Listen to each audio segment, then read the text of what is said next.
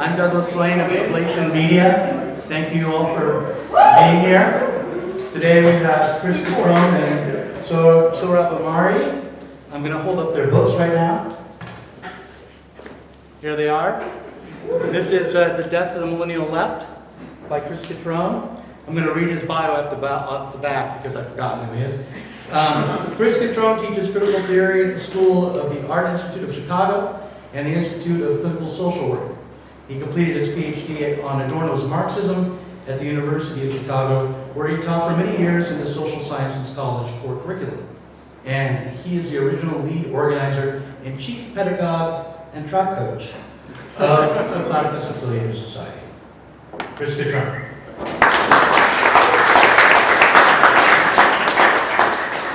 All right. Sohrab Ahmari is a founder and editor of Compact, who's published me in the past, so thank you very much. Previously, he spent nearly a decade at News Corps as op-ed editor of the New York Post and as a columnist and editor with the Wall Street Journal's opinion pages in New York and London. In addition to those publications, his writings appeared in the New York Times, the Washington Post, the New Republic, the Spectator, the Chronicle of Higher Education, the Times Literary Supplement, Commentary, Dissident, and the American Conservative, for which he is a contributing editor. His book is Tyranny Incorporated. So, Sohrab Ahmari. Let me point out that during the intermission, which will be coming up relatively soon, both books are for sale. I have a code on my phone, something called Venmo, so we can take care of that for you. But for now, I'm going to let these two have a conversation about politics today, both left and right, and in between. So, who should I give the microphone to first? All right. Thank you. Thanks, Doug. All right, so is this the Red-Brown Alliance? Because you know that some leftists will definitely call it that. Yeah. For sure. All right. Just reading it now. Exactly. All right, so I wanted to start off with just some thoughts that I had after reading Sohrab's book. So as you've said in many interviews, it's not a book of theory. However, I am a theorist, and a crazy Marxist theorist at that. I focused in my reading of your book on the second part, on politics. And I was struck by a similarity to another recently published book by Benjamin Studebaker called The Chronic Crisis of American Democracy. I think, Doug, you've interviewed Studebaker. Both have the tone of a kind of observation of the present impasse and a kind of sober reflection on where we are now. Also, I noticed that both you, Sohrab, and Ben Studebaker basically discounted the possibility of revolution. I'm going to say something about that. In other words, what if revolution is inevitable, but what kind of revolution? Is it going to be a political revolution, a cultural revolution, an economic revolution, a generational, a millennial revolution? Is it going to be a managerial revolution? So I wanted to just start off by, of course, thanking Doug for making this dialogue possible. As a publisher and as a curator, and note that Sublation and Compact started around the same time, right? So last year, and both were started in the wake of Bernie and Trump in a crisis for the millennials, both on the left and on the right. I published my first article in Compact, The Ends of Millennial Marxism, last year. And sort of, you were very appreciative of it, and I think that you even said that you learned something from it, for which I was very grateful. In that article, The Ends of Millennial Marxism, I took the opportunity of telling the right what socialism and Marxism truly meant, and I knew that the left would also take some hostile notice of my publishing there, and so of course it was directed at them as well. The response, however, from the left was TLDR word salad. Too long didn't read, word salad, a typical a priori dismissal that I'm used to by now. I wonder whether it will be the same with my book. Yet the impasse of the millennial left is kind of obvious now, and the book is about showing how it came to be this way. So who is our audience? That's one thing that I was thinking about when I was reading the book, Sohrab. I was thinking, so who is the audience for these books? We have different audiences. Sohrab's audience is more mainstream. My audience is more kind of fringe left, Marxist, and even has a kind of underground readership in which I influence kind of people in an unacknowledged way, including through rejection and opposition. And in so doing, hopefully I'm driving an intellectual wedge into the crisis of the left. So around the same time that Compact published my article, The Ends of Millennial Marxism, Sublation had its launch event here in New York last year. My talk there on dogmatization and thought taboos on the left referred to Sohrab's reporting on the Labor Notes conference in Chicago. So I took note of that. Specifically, the divide or the split that you observed between the activists and the workers in terms of a kind of a cultural divide. And so I used that as an occasion to comment on that. So about your book in particular, specifically, I was struck by, it reminded me of a book from more than 20 years ago now by Barbara Ehrenreich called Nickel and Dimed.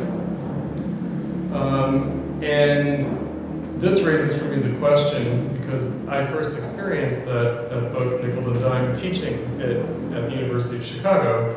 It raised for me the question here, who am I in this dialogue? Right? What's my role in this dialogue? Who am I here? And so, as you guys know, I'm notoriously the last Marxist. What does that mean? It means that I'm the last remaining teacher of Marxism to young people. I'm a teacher in Platypus, again, almost notoriously, and also the broader millennial left, including people like Bhaskar Sankara, with whom you had a dialogue last night, of Jacksonian DSA. And my books, this being the first, are now going to be collecting my writings, starting from the beginning of the millennial left, teaching Marxism historically as well as for our moment. So around that time, at the beginning of the millennial left, I started teaching college, so millennials of the older cohort, probably sort of when you were in college. Right? So forgive me, but I am now going to provide the education you might have missed in college that I did nonetheless provide my own students back then. Or at least provide a recommended reading list. So I know from interviews that you've done, Sohrab, that you were a Trotskyist in college, and so was I. Different tendencies, of course. My tendency was a bit more notorious, the Spartacist League, and it was a good, more than a decade earlier than when you were in college. And so what strikes me, of course, is when I think about like Trotskyist organizations and the pedagogy that they provide young people, that they provide their students, and I think, well, of course, my own teaching, both academically and in the broader public, is, we might say, providing exactly what the Trotskyists and other Marxists would never teach you, but I will. So what I taught academically, besides Frankfurt School, Marxist critical theory, which is my area of scholarship, was basic social theory. So I taught in the College Core in the social sciences at the University of Chicago for almost 20 years. And I taught Rousseau, Adam Smith, Marx, Max Weber, Emile Durkheim, even Nietzsche. And including contemporary texts like Barbara Ehrenreich's book. And I was wondering, so would it be possible today for college students to be reading Sohrab's book as a contemporary account of capitalism? Well, no, of course not, because the culture wars would prevent them from assigning your book the way they assigned the Barbara Ehrenreich's book when I was first teaching in college. So another reference, you talk about David Harvey in your book, but you talk about the brief history of neoliberalism, which I'm not a fan of. What I taught as an account of contemporary capitalism to my college students was rather David Harvey's book, The Condition of Post-Modernity. So what I don't like about the brief history of neoliberalism is how it emphasizes the economic and really the kind of profit motive, but insofar as there's a discussion of structure, it's really only economic structure. Whereas in The Condition of Post-Modernity, Harvey was good at characterizing capitalism and changes in capitalism since the 1970s as simultaneously economic, political, cultural, and broadly social in character. So a crisis in the totality of capitalism rather than just in one domain, namely the economic. I mean, of course, colloquially, when we say capitalism, most people think economics. Or they might think political economy, which, of course, I was struck instantly opening your book, The Political Economy of Dystopia, the first part of the book. And so we have to think about what kind of a crisis of capitalism we're in now. In other words, is it an economic crisis? Is it a political economic crisis? A political economic crisis would suggest some kind of a unraveling of the class compromise. But of course, that's not what's happening now, because that happened a long time ago. And yet, we also see other symptoms. So the aforementioned culture war. We do see simultaneously with an economic crisis, a political crisis, of course signaled by Bernie and Trump, and a cultural crisis, the culture wars. In some ways, we come full circle back to where we were in the 1970s at the dawn of neoliberalism, in many respects, and coming out of the 1960s New Left. So another author that your book recalled for me, I don't know if you are familiar or not, I didn't catch a reference to it in the book, is Daniel Bell. As a self-described neoconservative, but a neoconservative not of the foreign policy, Cold War hawk variety, but a kind of sui generis, peculiar kind of neoconservative. And he described his neoconservatism, Daniel Bell, as something very similar to what I find in your complexion of different perspectives. Namely, a conservative in culture, a socialist in economics, namely egalitarian redistributive economics, and a liberal in politics. Now, I'm not sure about that one. Of course, what liberal in politics meant for Daniel Bell was political pluralism and civil liberties. It wasn't the Cold War context, after all. So conservative in culture for Daniel Bell meant not religious traditionalism, but rather conservative of bourgeois culture and of the modernist achievements of the 19th and 20th centuries, as opposed to the mass capitalist culture and emergent postmodernism. So the books that, I'll come back to that. The other character that Sohrab mentions is Christopher Lasch. Christopher Lasch, who's an important sort of kind of gadfly figure on the American left, so the agony of the American left, is a book that he's not as well known for, but he should be, by comparison with The Culture of Narcissism or Haven in a Heartless World.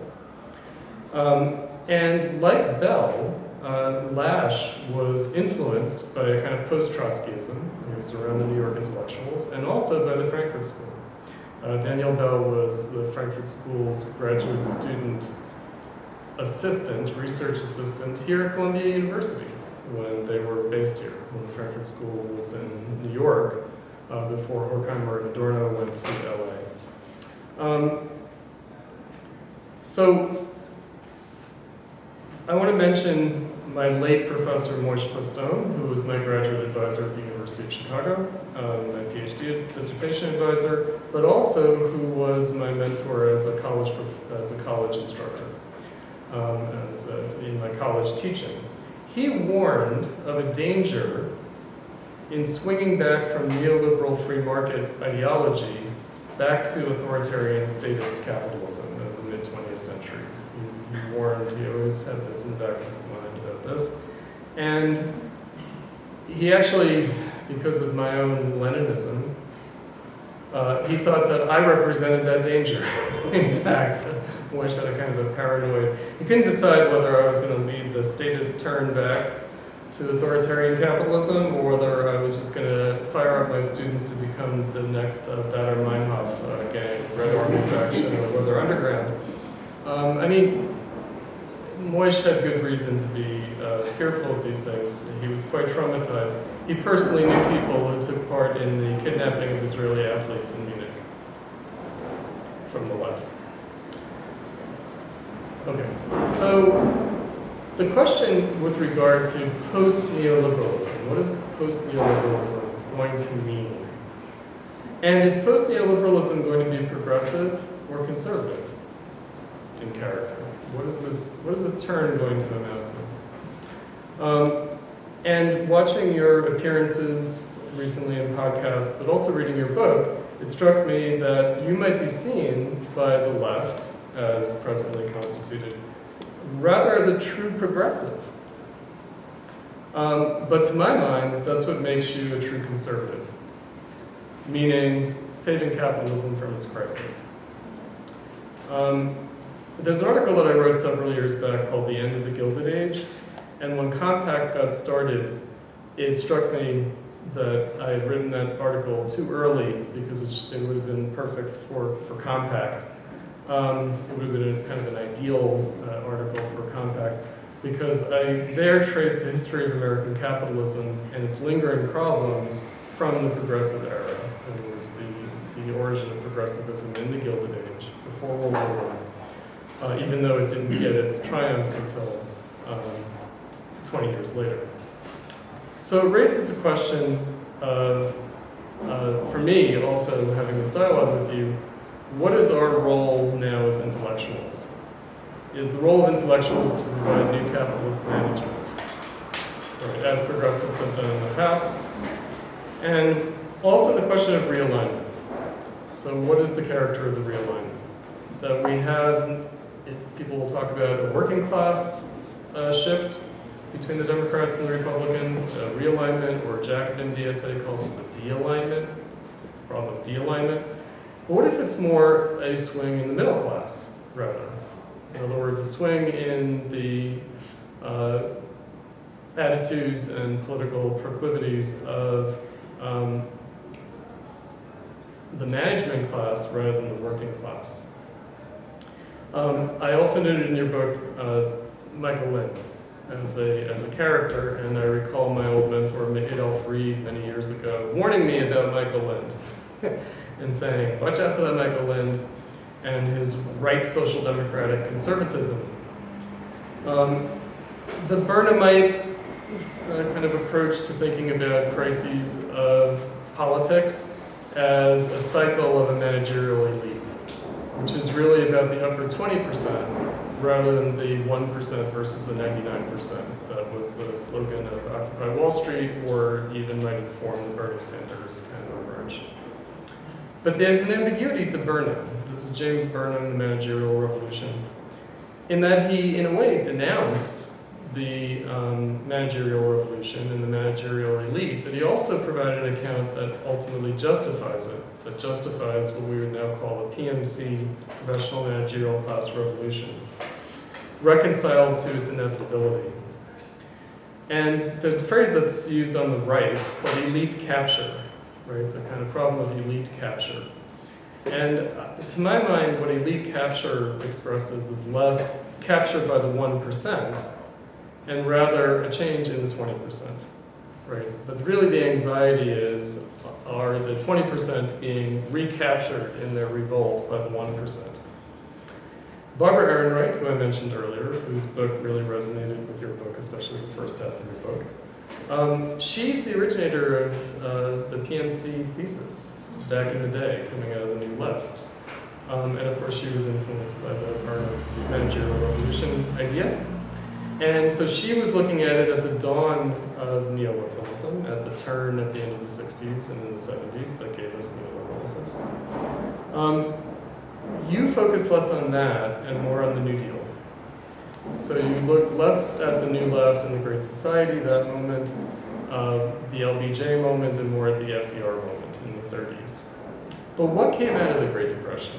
What actually did come out of the Great Depression? So to bring David Harvey back, a new regime of capitalist accumulation, a new management consensus, a new political compact, a new social and cultural set of norms, a new managerial power elite, including that of organized labor leadership, or what Marxists called the labor bureaucracy, as was observed by C. Wright Mills in the late 50s and early 60s, among others.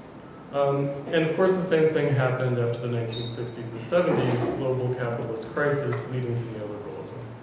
So is this the true meaning of socialism, or social democracy? Is it just capitalist management? If you recall, Ludwig von Mises denounced the Mount Perlen Society, the ordo-liberals, the pre-neoliberals, as socialists. He also said that Marxism, including Lenin, were not statists. We're not statists, not New Deal socialism, quote unquote, nor Soviet communism, Stalinism. Ludwig von Mises, the scourge of the neoliberals, the dissenter among them, recognized that the Soviet Union and let alone the New Deal had nothing to do with Marxism, including the Marxism of Lenin. So why did mid-20th century New Dealism go into crisis to begin with? And why is neoliberalism going into crisis now? Is it mismanagement? Is that the meaning of political failure? Who failed? The capitalist parties, organized labor, the management class? So you sort of recognize via, you cite Vivek Chibber, that the capitalists are also compelled in their behavior. In other words, that they're not acting out of pure choice. A crisis of capital accumulation is a crisis of profitability. Capitalists are compelled in their behavior, but so are governments, and so are politicians, so are statesmen. Unions supported neoliberalism. Because workers are, of course, dependent on the health of capitalism. So there was an objective crisis, there was objective pressure. And that objective crisis and objective pressure was not merely economic, but more generally social and cultural as well. Right? There was the counterculture. So I'll bring us back to Daniel Bell again. The coming of post-industrial society and the cultural contradictions of capitalism, where he pointed out that the economizing logic was in conflict with the socializing logic of capitalism. This is a version of the Marxist contradiction of capitalism. And this was global and not local, not national. So revolutions of capitalism are inevitable, but are they leading beyond capitalism to socialism? This raises the question of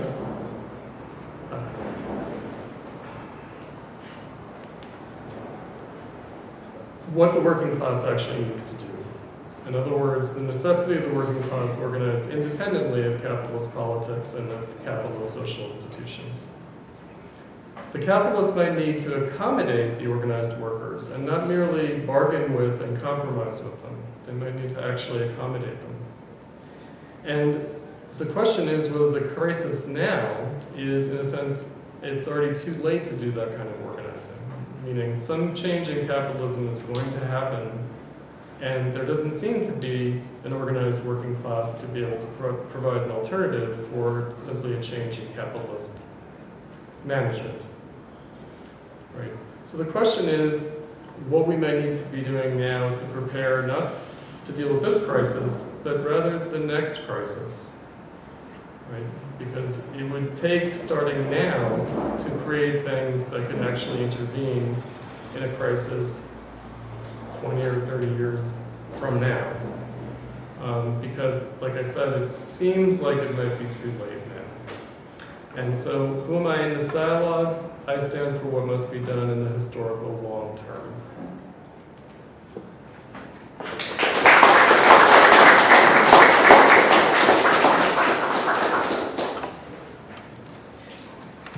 So, thank you all for organizing this. Thanks to Doug and Ashley and Sublation and everyone else involved for inviting me, and of course Chris for this dialogue.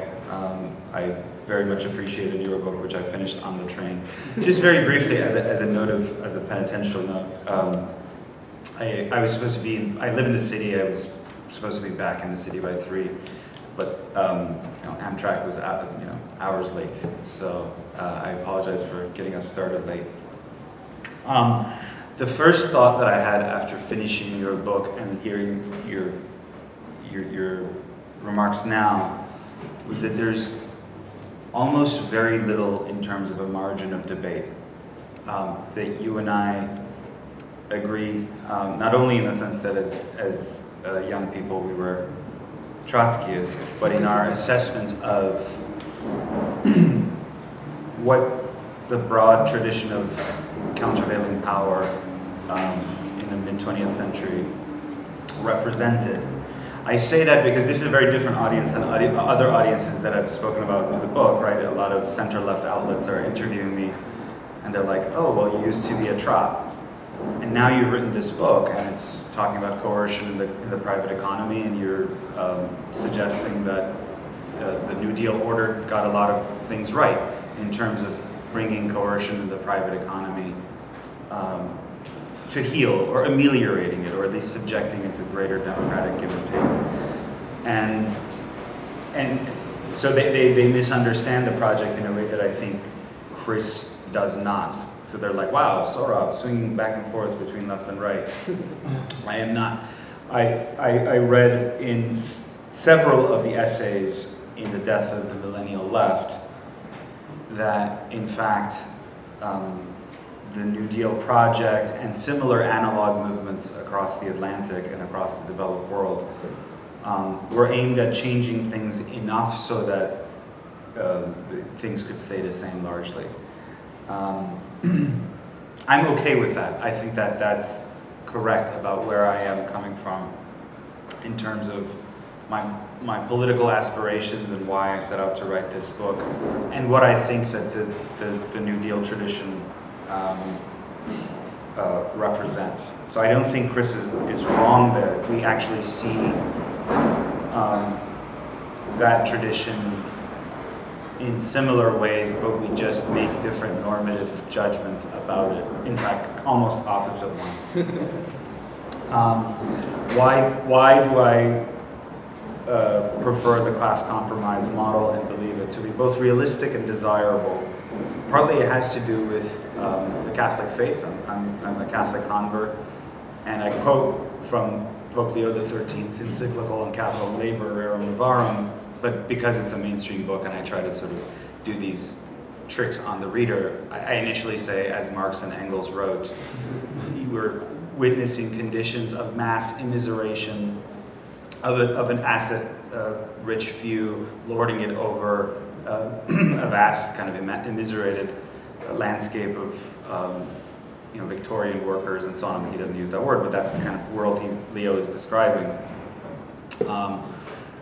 And that this is leading to prevailing kind of moral degeneracy and a sense that nothing is solid and so on and so forth. And then I reveal that it was not Marx and Engels who authored those words, but it was rather Pope Leo. So the Catholic tradition recognizes class antagonism as a reality. It recognizes the fact that, especially after the Industrial Revolution, there is this sharp, not that pre-industrial societies didn't have classes, but there's this radical bifurcation of society based on access to asset ownership. But its ultimate mission is not the abolition of one class by the other, or the abolition of every element of kind of regimes of property ownership that make possible these distinctions between classes, but rather to try to bring them to some degree of reconciliation. And so that's one reason why. The second is that, for me, the New Deal tradition, the New Deal order, is the working out of this ongoing thematic in American politics, that you have an American tradition that in one strand celebrates the modestly dignified small r Republican yeoman.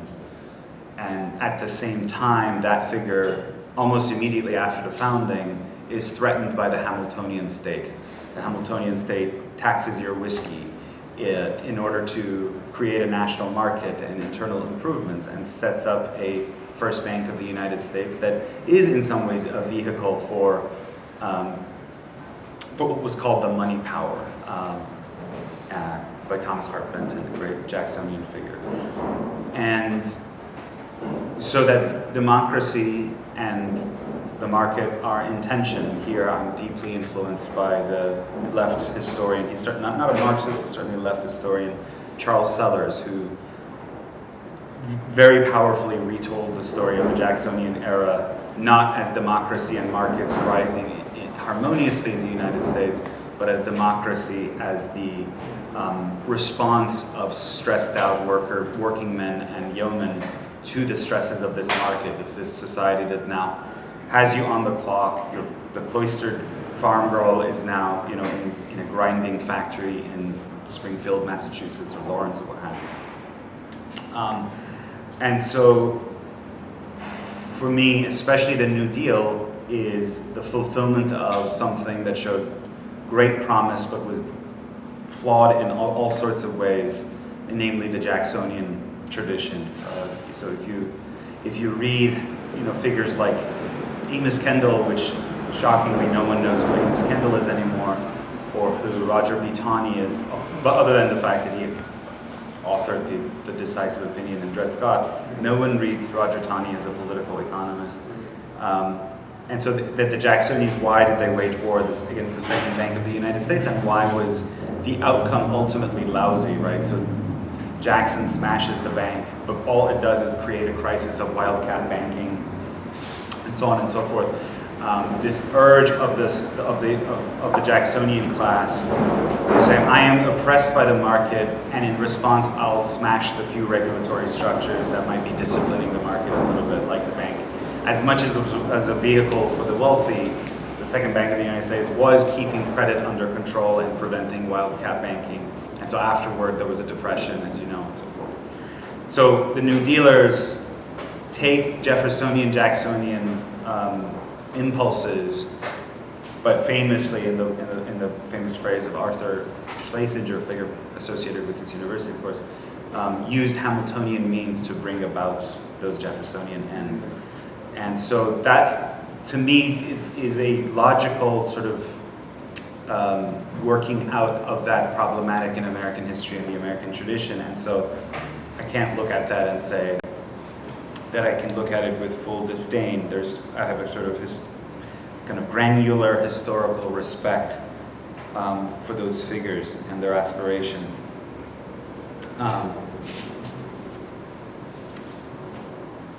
And likewise, I mean, someone who's an editor at a big paper told me, compact, you basically replicated the Bell formula of economically socialist, culturally conservative, and politically liberal, except the only thing is, after you heard that bit from me about the Jacksonian tradition, I would say that politically we're small d democratic rather than politically liberal. That's just a side point. The main point is that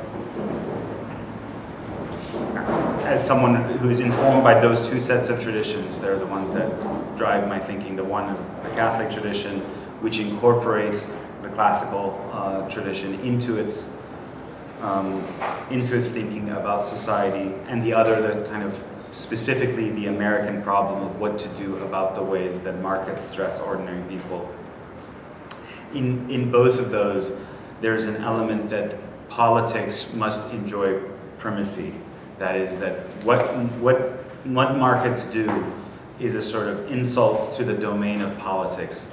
As they say that whatever happens to you in the marketplace is not the result of political choice, which can be democratically or however contested either in the streets or at the ballot box, but rather it's as a result of a certain inevitable iron law and of a kind of rationality which you can't challenge. And both, again, the classical and Christian traditions obviously say that politics is architectonic with respect to everything else we do. And so to deny that would result in a malformed order. And again, in its own way, the American tradition, specifically the kind of Jeffersonian, Jacksonian vibe that I was talking about, is a reassertion of the primacy of politics as well in the face of a rising market and commercial boom.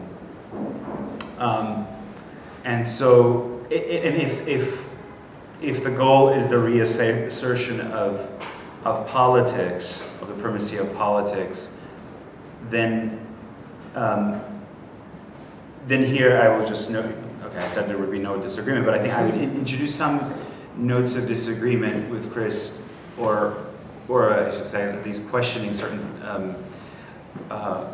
I think it's provocative, it's certainly a provocation to say a figure like Hayek or Friedman actually represents an emancipatory potential, right? And he's right that that these figures in a way are more radical than the New Deal that they overthrew.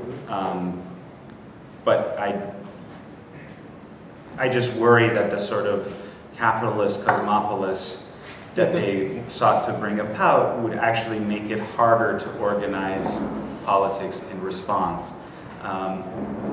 Here I turn to Pierre Manon, the French political philosopher, a kind of complicated defender of the nation state, who says, well, the individual citizen is too small and selfish as a source of political attachment, and mankind at large is too large for me to feel political attachment to, but a bounded geographic area, whether it's the nation or a block of nations and so forth, is just good enough. It's a kind of, again, the Aristotelian me.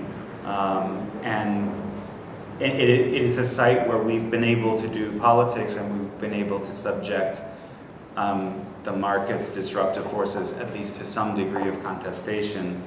And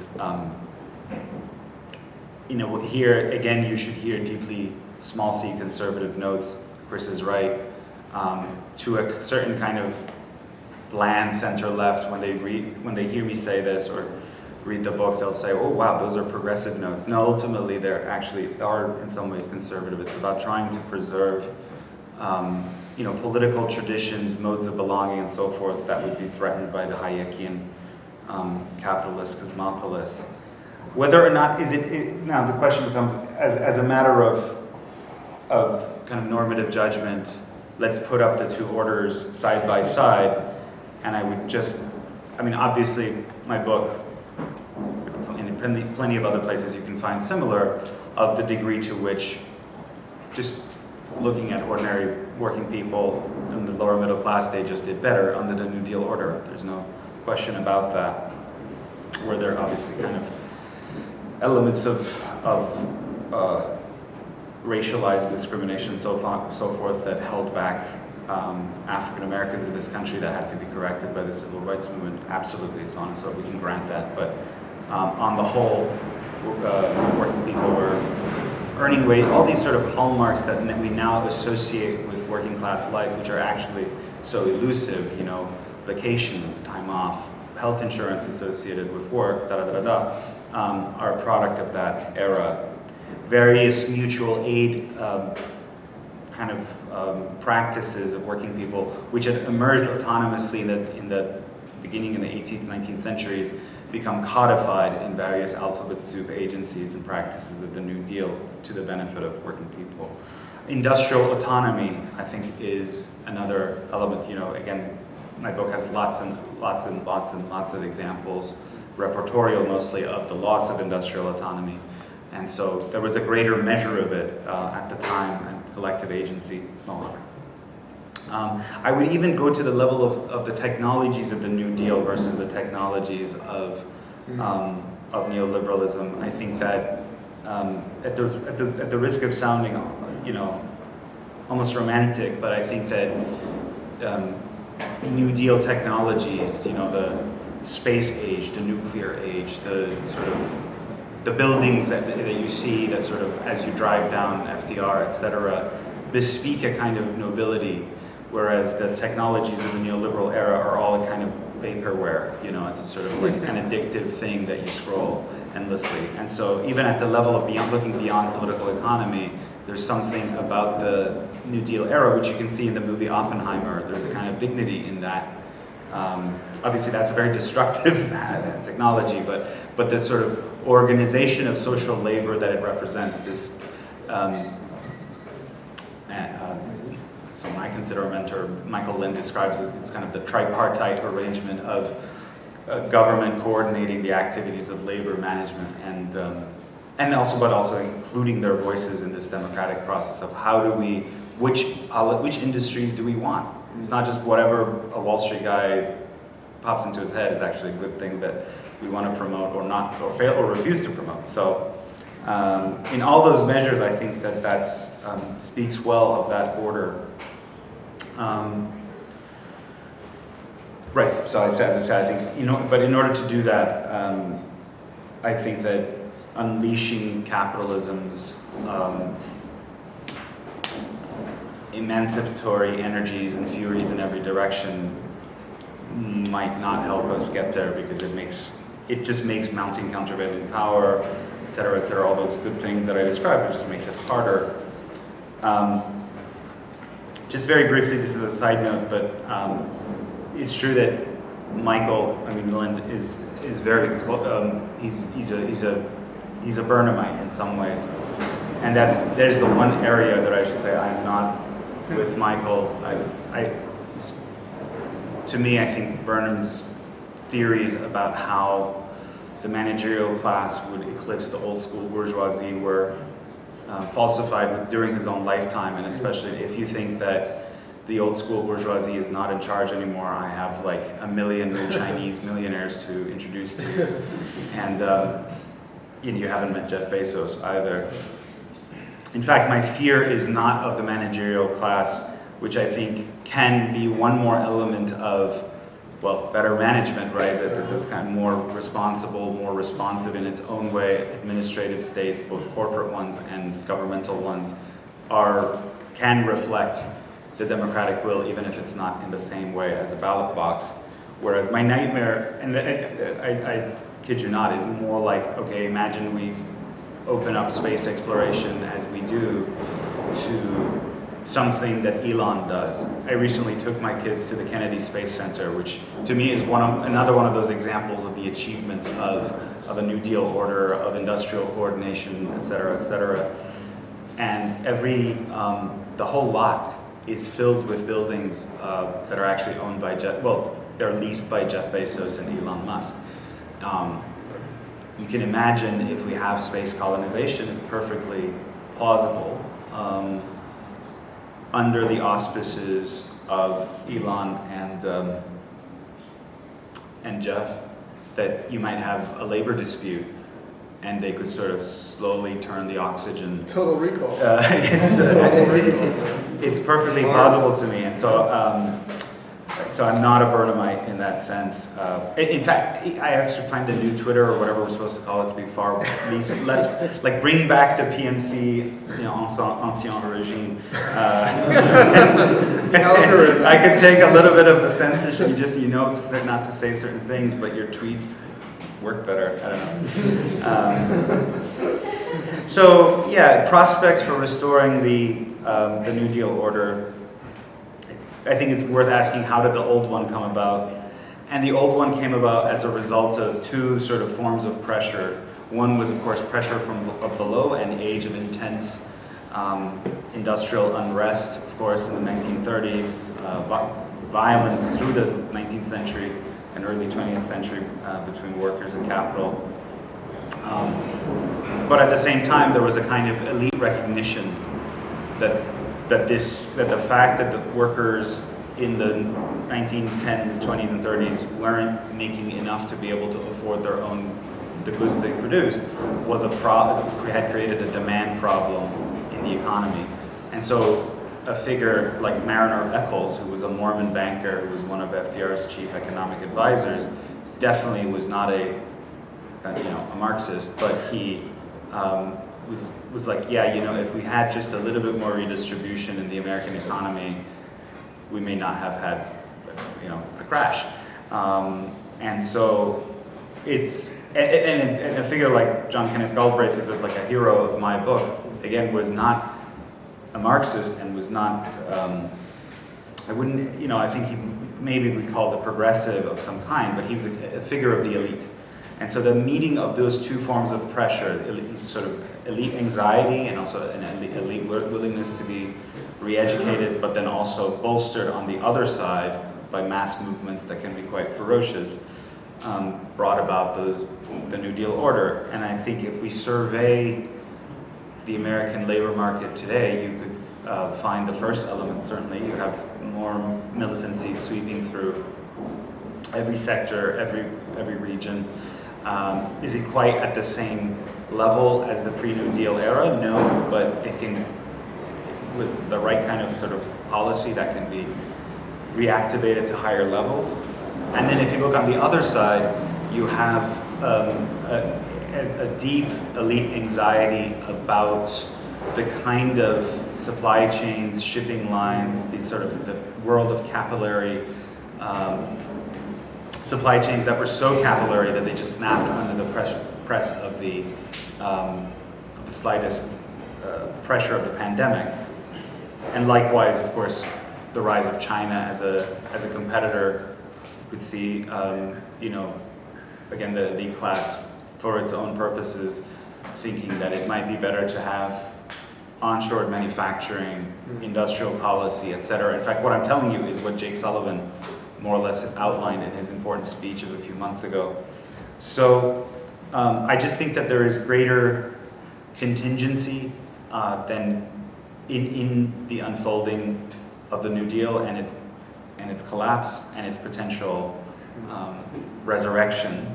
And in history in general, I just believe in a greater degree of contingency than maybe Chris does. And so, yeah, and it's possible that if things go the way that people like Lind and I would wish them to, that the New Deal 2.0 would face crisis in the 2080s.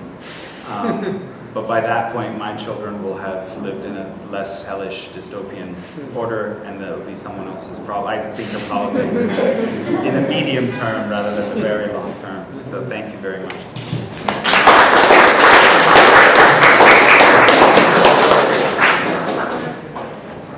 All right, so we're just gonna have a chance to respond to each other a little bit, and then we're gonna open it up to a larger kind of panel discussion.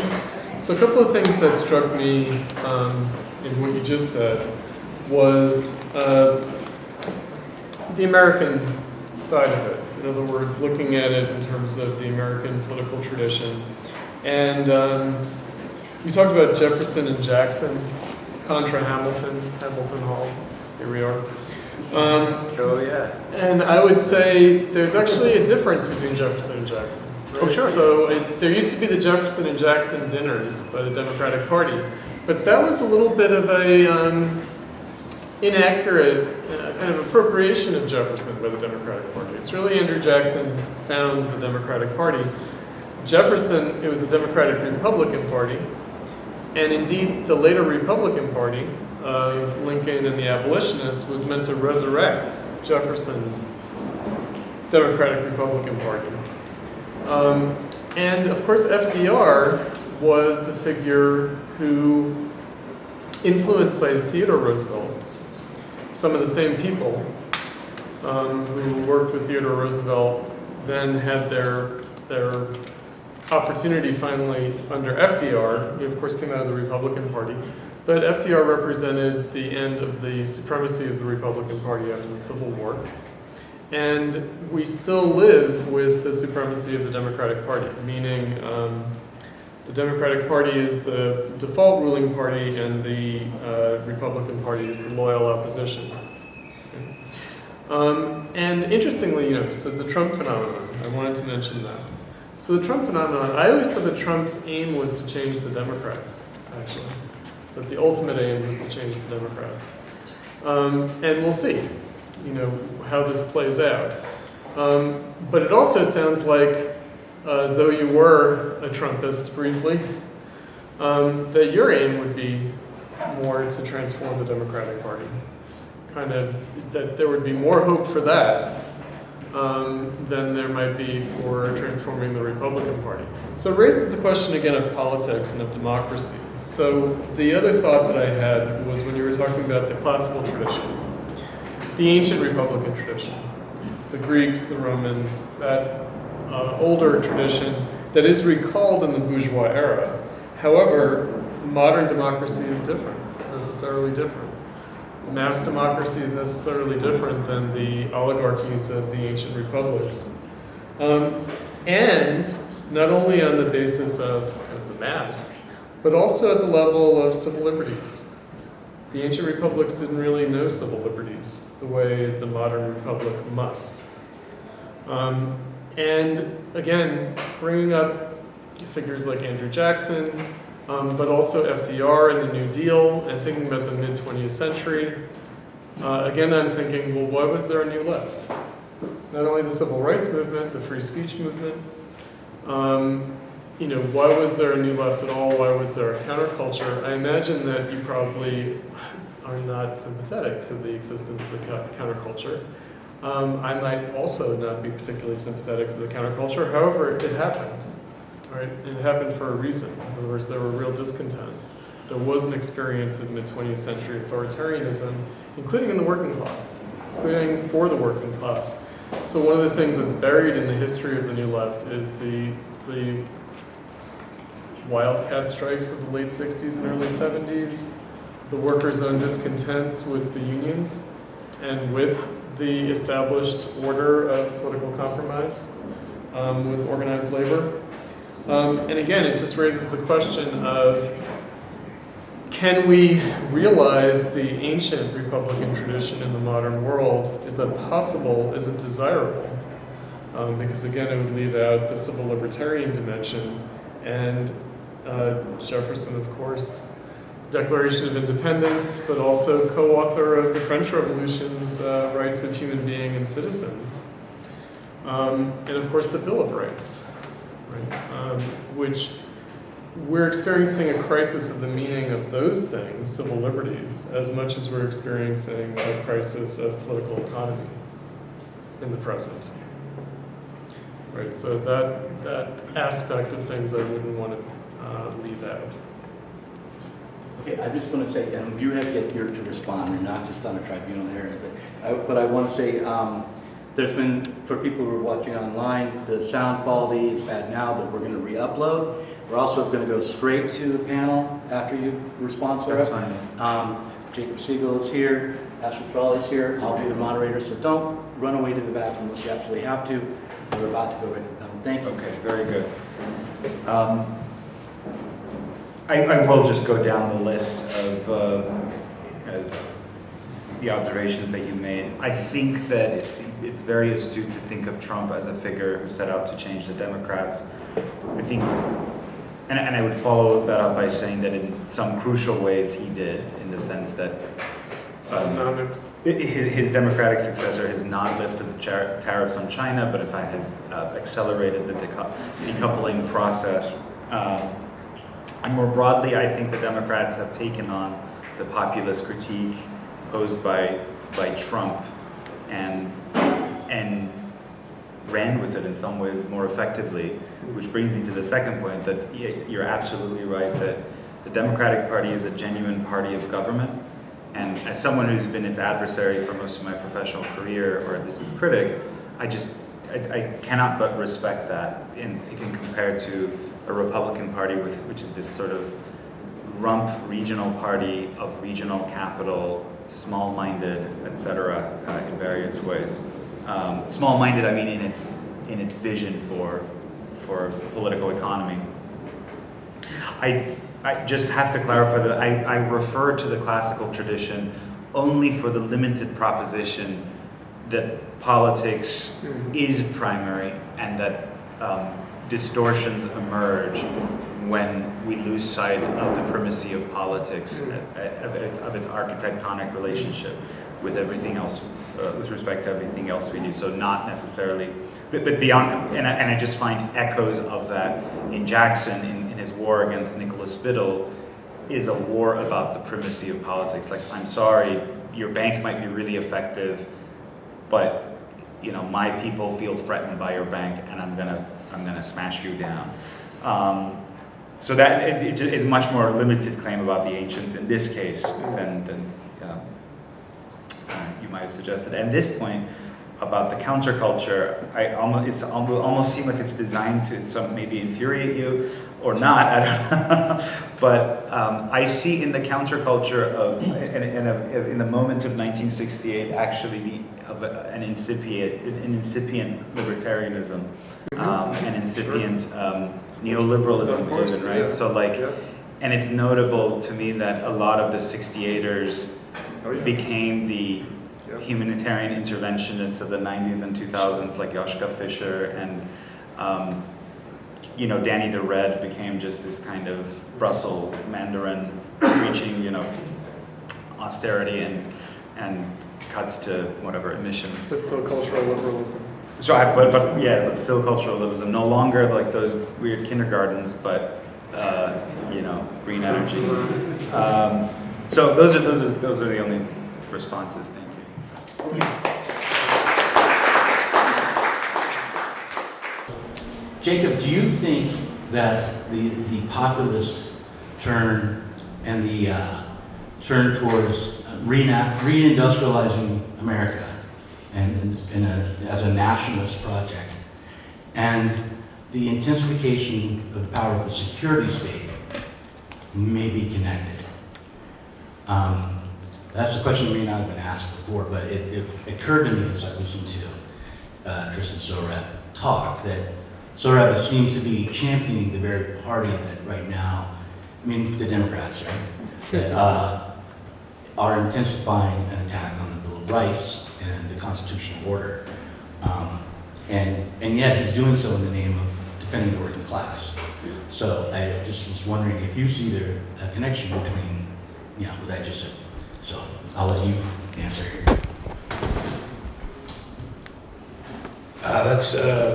Well, first of all, thank you for having me here. And what interesting remarks from Chris and Sohrab. There's now a connection, but I think it's a post hoc connection. Because I don't think that the security state has any genuine interest in the nationalization of industry. I don't think that the military class has any interest in the nationalization of even key strategic technologies. I think that they're actively disinterested, actively uninterested. And while there's been some movement by the Democratic Party and the state apparatus that represents the Democratic Party towards aspects of what you might call a national industrial policy, I think much of it is sort of at the margins and doesn't constitute a genuine political project, using political in the sense that Sohrab was using it earlier as political, meaning representing the interests of a particular group of people, in this case, the nation. The populist energies towards nationalization, I don't think were, necessarily going to produce much either. It's not, the opposition here is not between a righteous, populist reindustrialization and a kind of decrepit, corrupt security state reindustrialization. The usefulness of the populist energy was just to have forced this back into the conversation rudely, to have forced politicians to take note of this, and to have, I think legitimately to give the populist moment its due, to have also created a sufficient kind of critical mass of energy, to mix metaphors, such that you could even get some institutional funding, and you could start a think tank or whatever, the kinds of things that can lead to actual policy changes. So that happened, but populism has a sort of rapid half-life. It's like it bursts onto the scene. It's very energetic, and it tends to degenerate. So I don't see the populist version as the sort of pure version, and the current version as the corrupted version. But I hope that answers the question.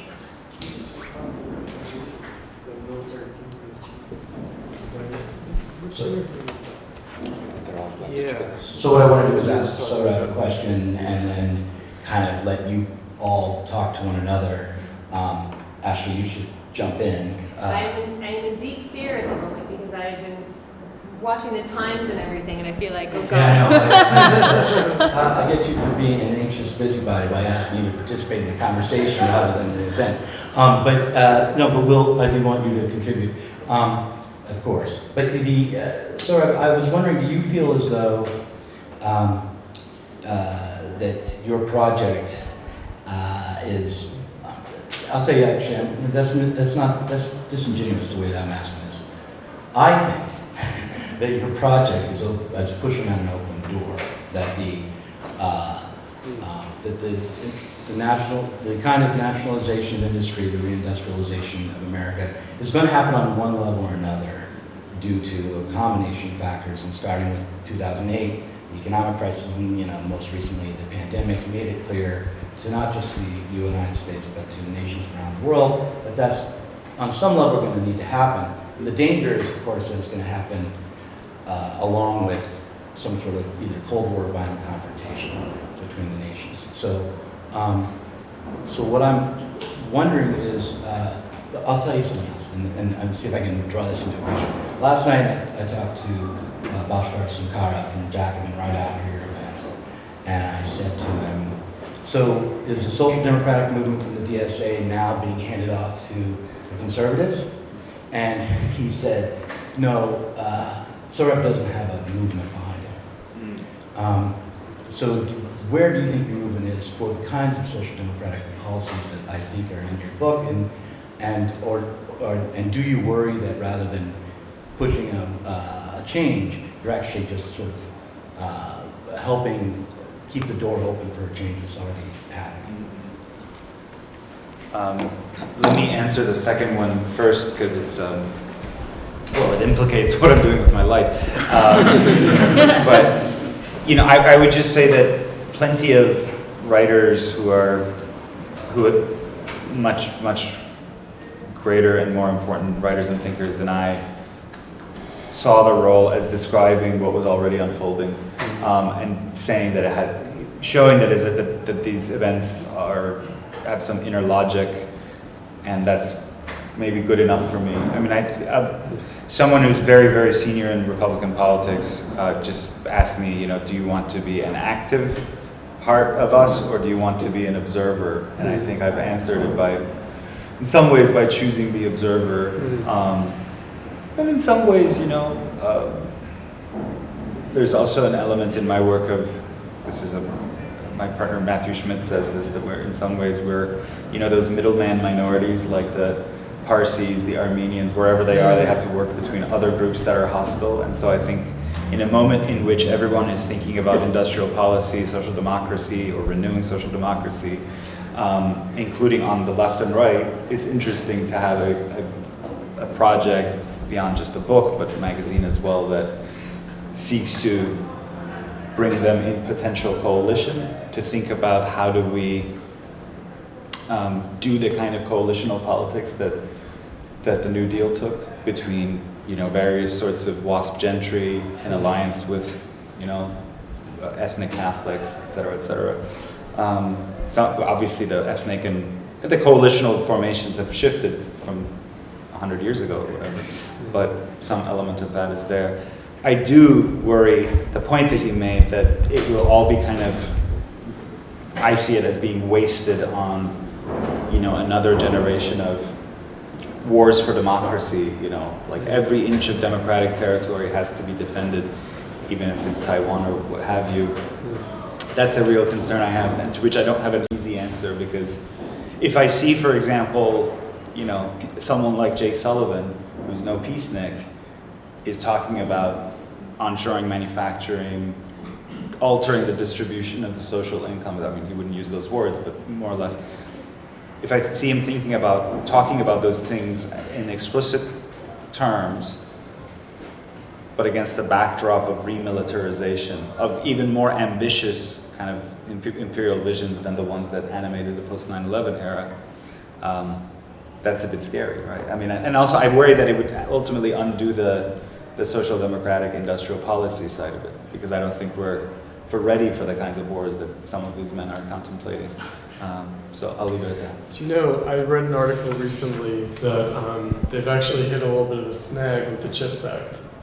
And the snag is that there aren't enough American workers to work the factories that are being built in Arizona by the Taiwanese companies, right? That there actually is a kind of a lack in the labor market in the United States, so they're having to bring in Taiwanese workers to do the job anyway, right? So there's that, and I feel like that's like the David Harvey point, though, right? In other words, there's been a cultural shift in the last generation, for better or for worse, and maybe the United States can't do Fordism anymore, right? Really, that you can only do Fordism in the United States with immigrant labor, basically. I want to respond to that, but let's move on. Oh no, I think there are. I've become such a humdrum reformer that I'm like, well, there are ways to fix that. You could peg the subsidies to the chip makers to training American workers. In fact, that's what my friend David Goldman has proposed. Sure, billions and billions in subsidies, but you have to raise up the technical, vocational skill of the American worker. Would that fix that? I mean, some of these issues have, I think, humdrum fixes more than Marxists are prepared to contemplate. Go ahead, Ashley. Doug, I don't know if you want to ask me a question. Oh, okay. Well. But I have something to say. Oh, good. Okay. I want to ask you a question. I've heard the rhetoric over years and years. A new deal for X, a new deal for this. And this language of the New Deal gets trotted out all the time. And what is it a new deal for? Like now in the UK, it's a new deal for mental health. Your favorite. Yes, which is, that sounds good. What could be wrong with that? Right? But actually what that is a cover for the technocratic management of everyday life, of how neoliberalism has shifted. I think it's always really been part of neoliberalism, but how neoliberalism isn't just like deregulation. Right. Sure, it's deregulation in some places, but then it's the hyper-regulation and the management of behavior in everyday life. So what worries me is that this language of the New Deal easily degrades into a wash for this kind of technocratic management, because that's the truce that was struck between capital and labor and the petty bourgeoisie. The petty bourgeoisie, the PMC, the knowledge class, there's all of these different ways of trying to understand this, but these people who have found a place for themselves, made a place for themselves in society by saying, hey, capital, you need me. You need me. I'm not going to become a worker. I'm not going to get thrown down into the riffraff. I studied. I did a degree. This is my birthright. I will manage the working class for you. And this is what I'll do. So fund me. Fund me out of taxation. Fund me in your NGOs and your charities and so on. And I will manage the working class for you.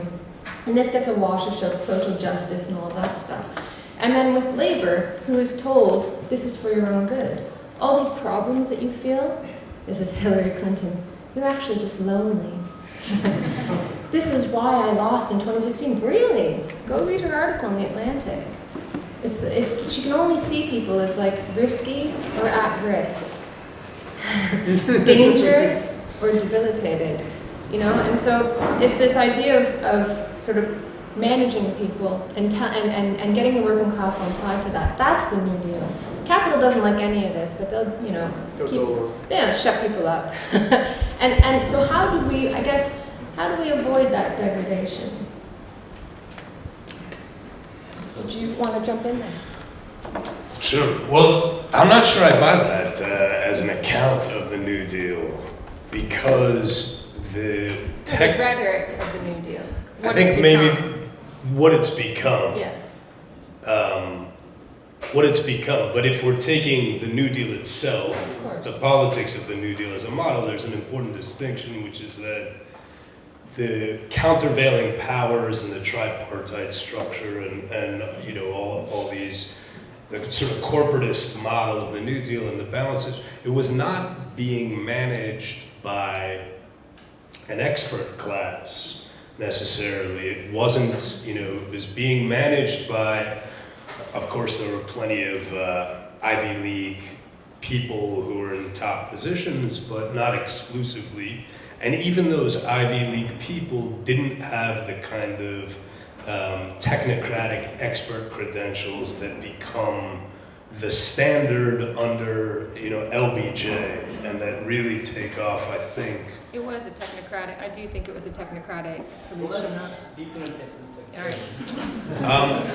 I could be convinced otherwise, but it's my sense is that it wasn't a purely or a primarily technocratic in the way that the Great Society was purely and primarily technocratic, in part because it did grant power, genuine power, though of course a delimited, circumscribed power to labor and to the working class. My friend Morris Glassman of Blue Labor in England likes to say that any politics that gets too far away from the working class goes crazy, basically. And though I take very, very seriously the problem of technocratic management that you're describing, which I think is the central problem of our own time, particularly as that technocratic management escapes the realm of politics almost altogether and enters its algorithmic stage, where we are being surveilled and equilibrated via remote sensors and a system of calibration that is inscrutable to all but a handful of people. I think it's sort of the central problem, but I just don't see the roots of that in that older New Deal. And I think it requires, the closing point I would say is that I think that it requires a fundamental shift in the application of political power, that insofar as you try and accomplish any deal, whatever it may be, through the mechanisms of that technocratic apparatus, it's going to wind up in more or less the same place. Yep. Well, I have the microphone, so maybe I'll just commandeer it. Yeah, go. No, just real quick, I think the problem, what I'm trying to get at here is that the conditions are different, right? So the New Deal it wasn't a success, it was a defeat. It was a minimal attempt to appease the working class. And when you had a real kind of working class movement, and you also had the threat of the Soviet Union, we don't have that now. So this is why I worry that you can't just sort of rummage around in history and try to bring something up, because it inevitably degrades in the new conditions that we find ourselves in. That's the point I'm trying to make.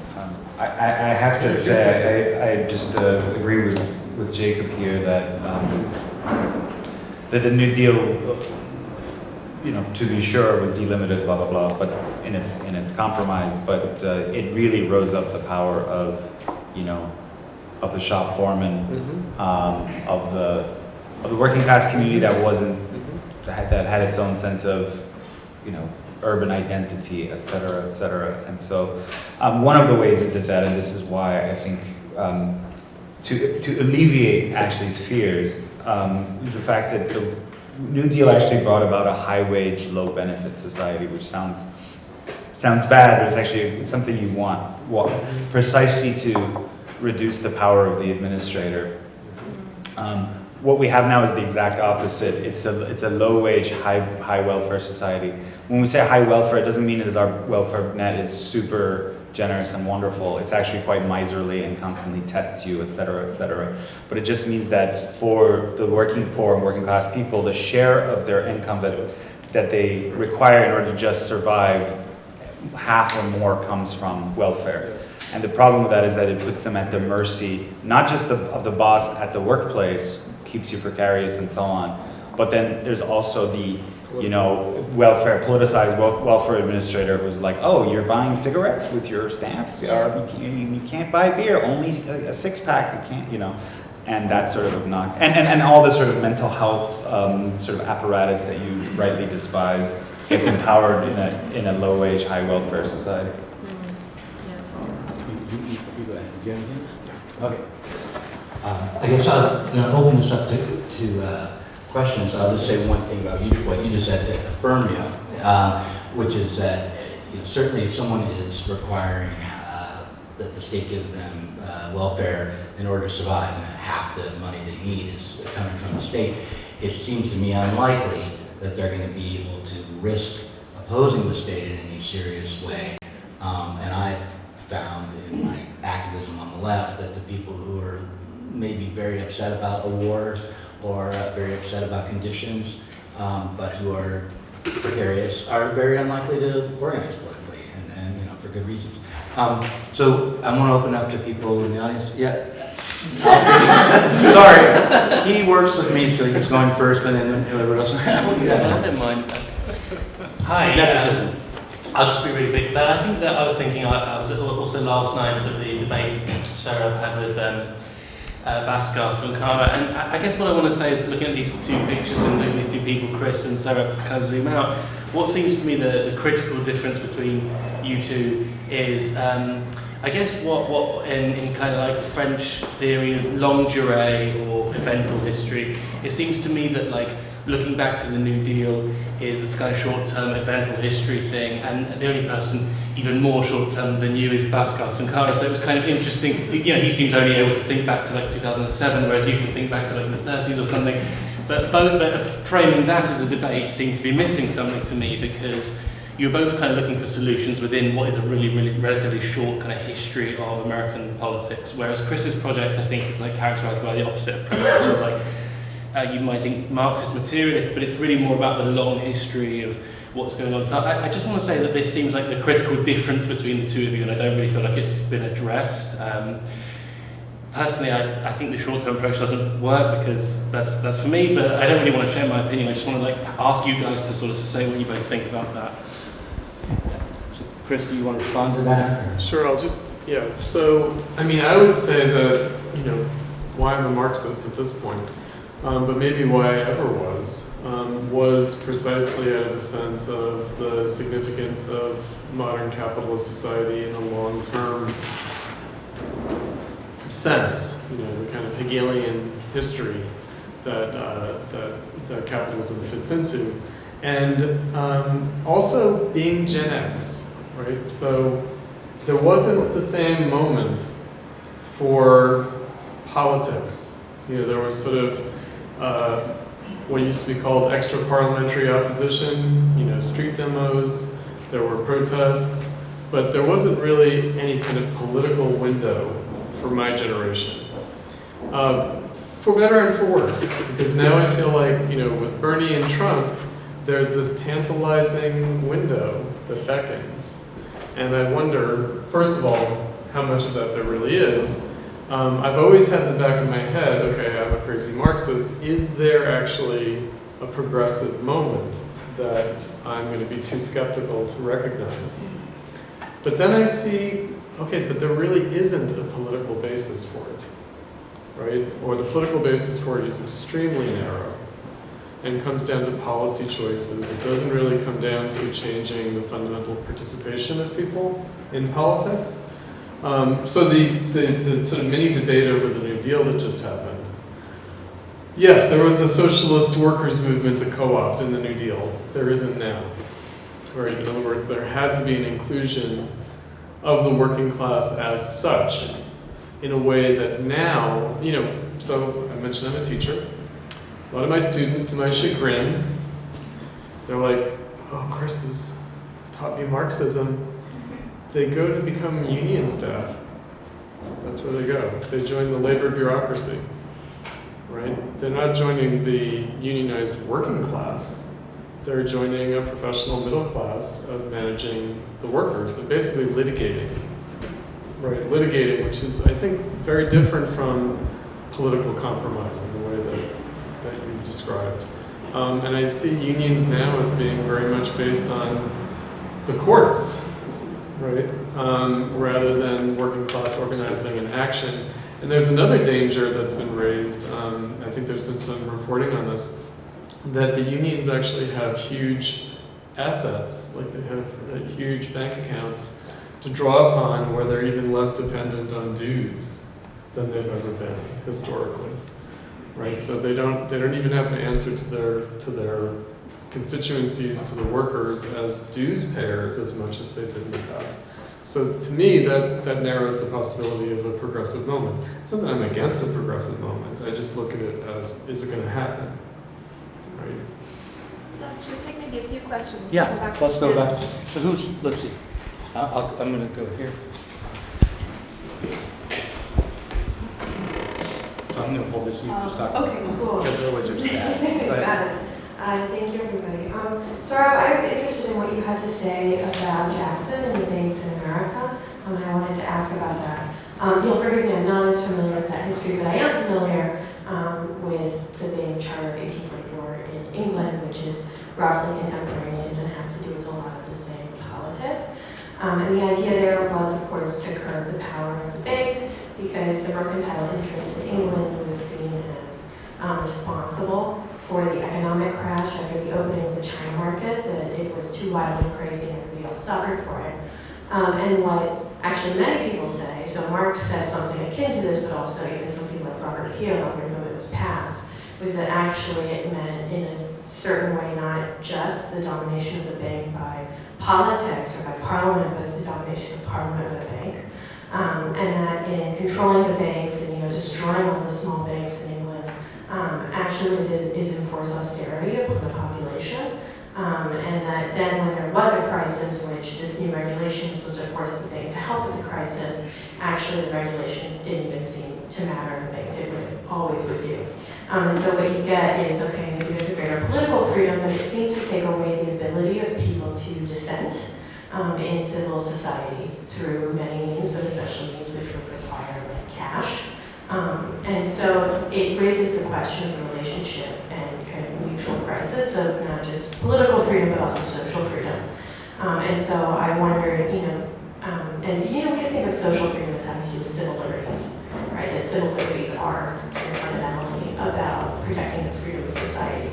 So I wondered if you could explain a bit more what you raised about Jackson and what your opinion is about the relationship of social and political freedom.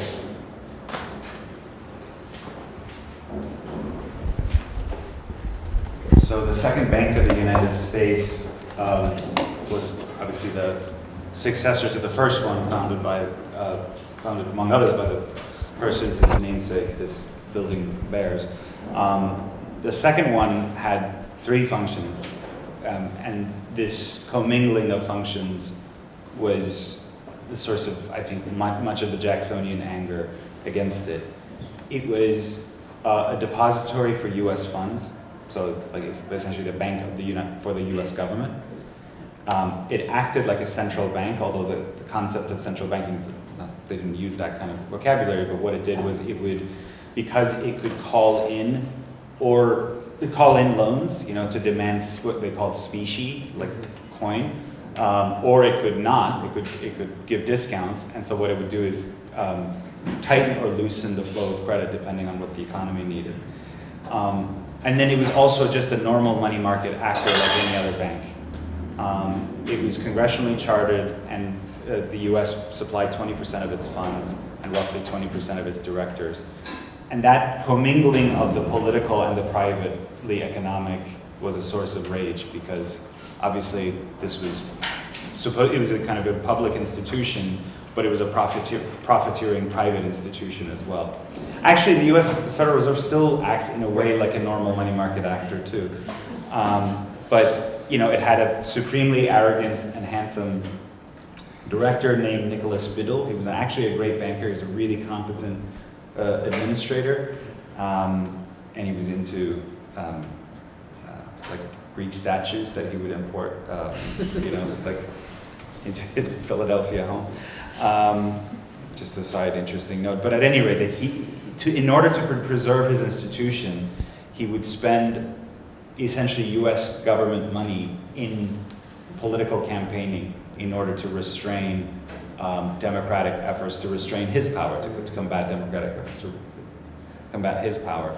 So it's like this imperfect regulatory institution, as I see it, and you understand the Jacksonian rage that it triggered, but ultimately what Jackson did as a result was that he just created lots of what they were called his pets. So he took US government money out of the Second Bank of the United States and started investing them in state banks, which they were called pets by his enemies, and there was lots of corruption there. There was a kind of swelling of wildcat banking, and everyone had different notes, obviously, so a kind of uber competitive chaos emerged, which we still in some ways live with the legacy of that. Most industrial countries have a few very large banks. It's kind of oligopolistic. The US is the only advanced industrial country that has local and regional banks, and here I'll sound shocking because you're not supposed to say that the small is bad, but those banks are terrible. It would be better for all sorts of reasons just to have a big few banks. It would be, it also, there are all sorts of because you mentioned civil liberties, there's some threats in that, because if you're debanked, for holding the wrong views, where would you go? But on the other hand, these regional and small banks have often been a source of crisis as well. The Silicon Valley Bank is a good example, which collapsed. It's neither small enough to be harmless, nor big enough to be super regulated since 2008, and therefore it fits into that band of dangerous speculation, that middle band of banks that aren't sufficiently regulated. And the Biden administration responded really effectively. It, bailed it out, but did clawback so that people didn't think that the ordinary taxpayer was bailing out Silicon Valley venture capitalists. Whereas the Republican Party's response was that the bank had collapsed because it was too woke. And most of its board of directors were white guys, so I don't know how woke it was. But the larger point is that this theme of private institutions bound up with public power but not sufficiently under democratic control is the central Jacksonian thematic. And again, I think we find a better way to tame such institutions with the New Deal, but that there's a good reason to look back at the Jacksonian era for lessons of how that kind of populism can fail, even if it's well-intentioned. You want to? Okay. Okay, quick question. Thank you very much. I wanted to raise a question of how all the panelists perhaps see class struggle manifesting today, if at all. And I guess I bring that up, I was thinking about different things that all the panelists have written. Chris, you have an essay in your book where you start by saying, well, class is the effect, not the cause of the kind of modern division. Jacob, in an essay you wrote recently for Tablet, The Understanding the Hoax, you make reference to, I think his name is Angelo Covilla, about class, and class is sort of a kind of a cultured education clique, kind of raised people who identify themselves kind of with power or should be in power. Sohrab, I'm just looking at the book cover right here, Private Tyranny, and this kind of brings up this idea of, classlessness in a kind of neo-feudal fashion as well. And then Ashley, you made reference, you brought in sometimes the third one, the petty bourgeoisie, which is this a class, is it not a class, is it a transitional class? And I thought kind of perhaps a lot of the differences in politics, but really what ought to be done or what could be successful are linked to this kind of view of how one sees class or one imagines class struggle today. So I was wondering if all the panelists could kind of like comment on that, because I think that might be one way of getting at some of the... So I'm going to start with Jacob and go this way, because that's you got them all to answer, right? Yes. Great. Yeah, I think part of the difficulty at the moment is that the structure of the American economy and the sort of technological infrastructure of American society at large obscures class interests in fundamental ways, maybe clarifies them in other ways, and you can see them coalescing in other ways, but in some very fundamental ways, the sort of heavily financialized, heavily digitized nature, both of the American wealth generation and also of the American now cultural political system, which is increasingly experienced primarily online, makes it difficult to identify where one social class ends or one economic class ends and another begins, and leads to these sort of abstracted, heavily cultural, identity-based versions of class identity, or class as an identity. For a lot of people, that makes it difficult to see where these lines are and to pursue interests and to pursue, for that matter, conflict and also compromise. And so, one of the reasons why I personally wouldn't have any great hope about reconstituting something like the New Deal in America at the moment, though I think that there are certainly salutary lessons to be taken and models from the New Deal to be emulated, the underlying structure of the American economy just doesn't seem to me to support that sort of thing anymore. So to just hit the Codevilla point, the reason why Codevilla is important in the context of that essay, in the context of understanding the American political scene at the moment, is what Codevilla identified was a single national ruling class in America, which is not to say a power elite in the Mills sense, and nor is it to say, the 1% as a purely financial formation. He was talking about the absorption of what had been regional elites in the country, and Mike Lind makes a similar argument. He was they're both talking about the absorption of regional elites into a single, essentially monolithic ruling class, which sits astride federal government agencies, the nonprofit sphere, essentially the entire decision-making matrix, with one or two exceptions like the Supreme Court, and that is the one class maybe oddly enough, the ruling class is the only class that you can see at this point. It's the only visible class, so that's where we are. Yeah, I would agree with a lot of that. I think just generally we have a lot of difficulty in society accepting and listening to working class subjectivity, or the working class as political subjects, as rational subjects, as capable in their own milieus of understanding social problems and figuring out solutions.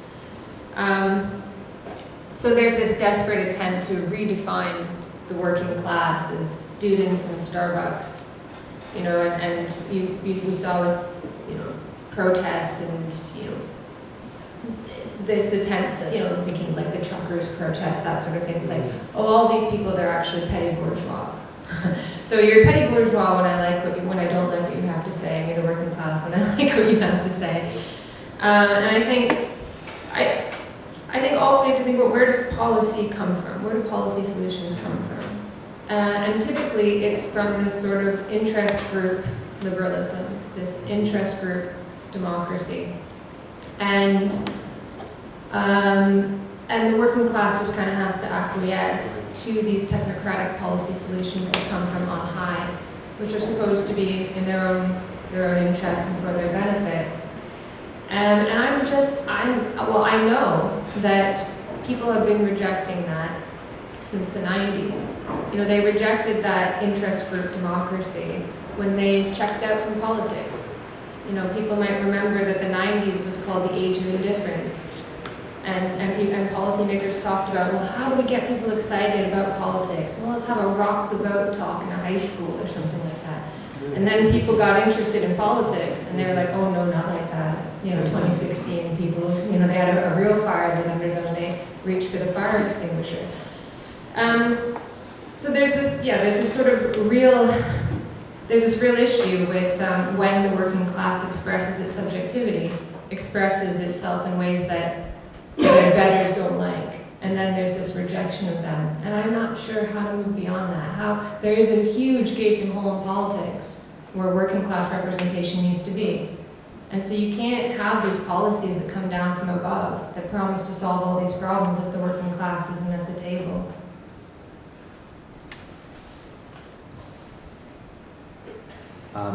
So both Ashley and Jacob have introduced these kind of rich textures to what class is actually like.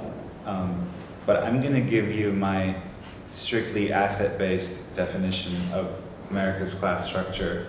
You can find this in the work of Charles Murray, who's a libertarian, but also in the work of someone like Larry Michel, who's a kind of Sanders, Warren type progressive economist. But they both agree that this is what America's class structure looks like. So it's kind of a striking, their convergence is a striking point, I think, in favor of this definition.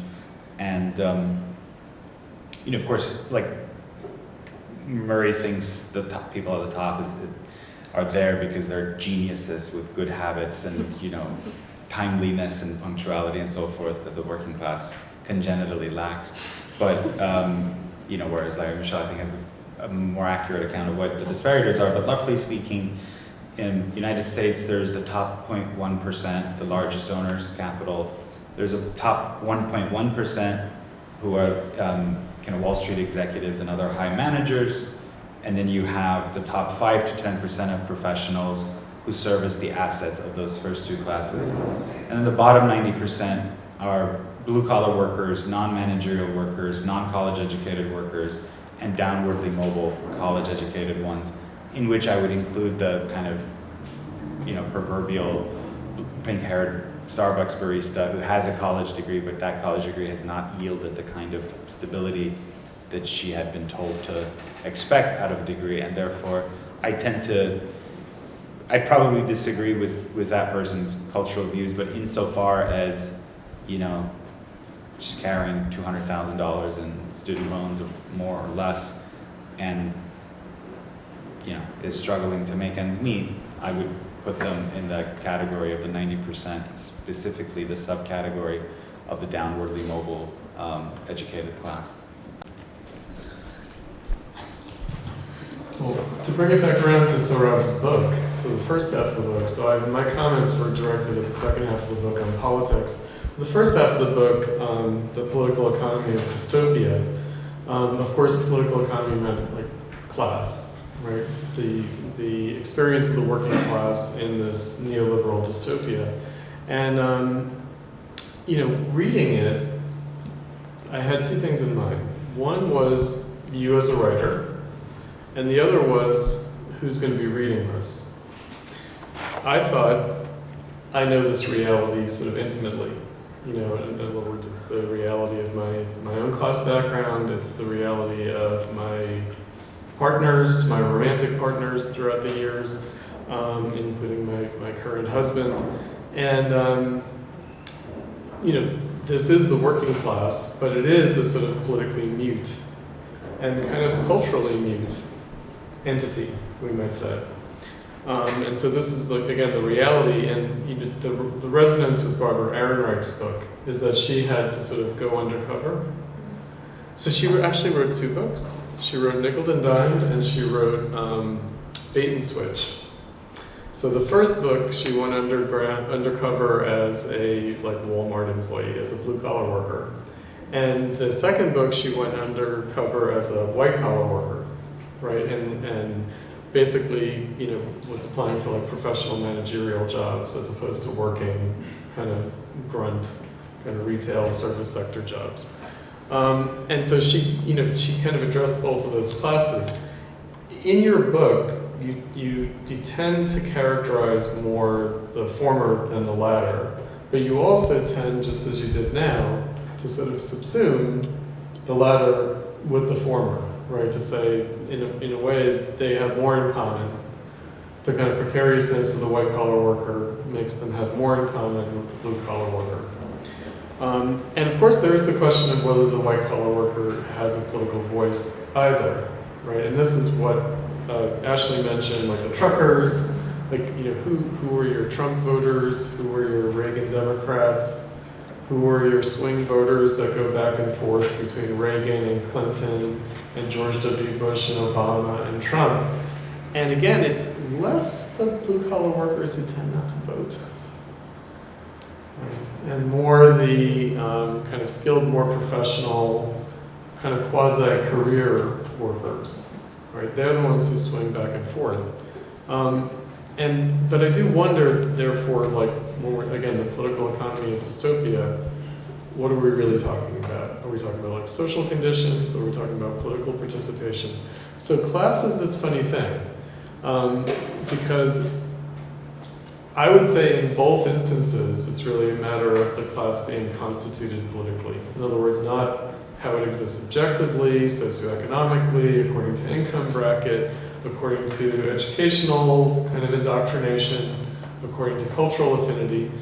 But really the old working class of the socialist movement defined itself by organizing itself, right? It didn't sort of define itself objectively via economic statistics or cultural standards. It really defined itself, it had a unity based on its common organization, right? And that's what's lacking really for 100 years almost. We get the sort of tail end of it into the New Deal era, but in the post-war era, that was already waning. And I think that you made a point earlier about the social organizations of the working class becoming the alphabet soup of administration, right? And that's a huge change, right? That's a huge difference. I mean, again, up into the 50s and 60s, you still do have the old worker militants of the 30s, like Walter Reuther, who are now becoming the C. Wright Mills power elite. But again, the role had fundamentally changed, and the political role had fundamentally changed. And of course, neoliberalism is about the waning of that entire formation of people who had risen from the working class into a political existence in some way. That's really lacking now. So you have to do an interview fairly soon, sorry? 7:30. 7:30, okay. So I think maybe, can we take 2 more questions? Are there 2 Take people? them together and then we'll come back. Yeah, well, why don't we take them both and then Yeah, and we'll we'll do our finish it last. off, yeah. So I'm gonna start over here. Sure. So you can say your question over the next guy. Yeah, hi. Sohrab and Chris both are talking abstractly about the working class, talking about political economy and politics. I find it striking that Sohrab, you're able to talk about things like shop floor power and working class autonomy as a mechanism, as a means for which the movement, which you imagine, which is let's say a producerist sort of conception of American politics, is able to be realized. Whereas Chris, with all due respect, seems to take seems to become rather mute when it comes to actual working class power, when it comes to the role of the working class in politics itself, which is to say that you see the working class as only constituted as a political subject, as you just said previously. This brings me to my question, which is that, Sohrab, you have an entryway into American bourgeois politics, which is to say the Republican Party and the world in which, you know, the media world and the political world in which you live. How do you understand the working class in relation to the movement and the party which you wish to either take over or build? And Chris, how do you understand the relationship between a working class movement that might, as needs to be done, reject the Democratic Party and constitute itself as an autonomous entity? How do you imagine the actual working class, not as like an instrument to be worked upon, but as an actual living, breathing, sociological subject, entering into the political sphere in a way adequate to the moment politically? Okay, I'm going to ask you both to hold on to those questions in your mind. Don't forget what he asked. I'm going to go get someone else to ask a question. But you remember, right, when he just asked? Okay. So, okay, here we go. So just to stay on point, and maybe Jacob, you could fill in here. As you imagine that working class taking power or building a political identity, how do they escape the crushing that is inevitably coming from the kind of from the surveillance state that Jacob, you write about? Okay, great. So you two answer and then you go. And then we're done and we'll all go somewhere. Because there's a pub event after you can all go to the Platypus is putting on. So here you go. Thanks, John, for that question. I'm a journalist, so I'll just answer in a kind of blunt way. In 2016, a decisive kind of marginal share of working class people, mainly white working class people, voted for Donald Trump. And he won the highest marginal share for a Republican president since Ronald Reagan of union households. And then in 2020, although he lost the election, he consolidated that group and then made inroads among working class people of color. So you have a working class party as part of its base, a GOP that is in part a working class party, but that still largely doesn't have a working class agenda. It's still the same old, same old. You've heard my critiques of like, even the so-called neo-populists are, you know, it's all cultural. It all becomes about like the adjuncts. We gotta smash the adjuncts and not like Elon.